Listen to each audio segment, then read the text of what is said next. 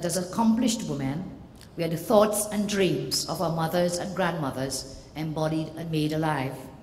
It is their voices that we hear in our heads and hearts, urging us on as we walk the challenging road to leadership, standing confidently and proudly beside our male colleagues to enable the process of national development, which benefits all our citizens equally without regard to gender.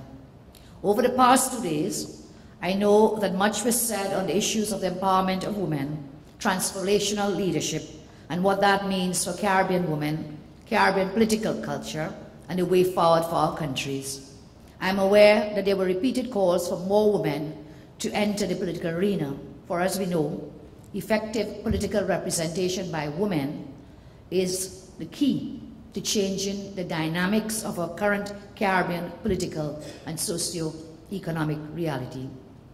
But if I may add, as women, those of us who have been or who are now in the corridors of power must build and encourage the political will within our women, and certainly this would have been highlighted during your colloquium.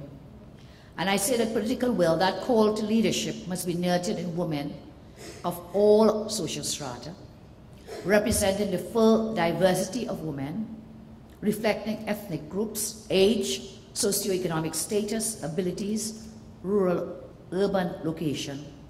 It is only in this way we can achieve that critical mass of women to enable meaningful change.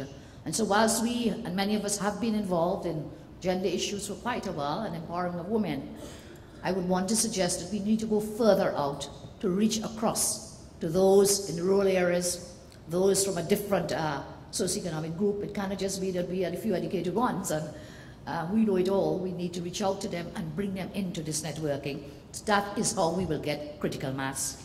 In this regard, I want to endorse the work of one of the partners of this colloquium, in particular, the Caribbean Institute for Women Leadership, for its work in building capacity among our Caribbean women.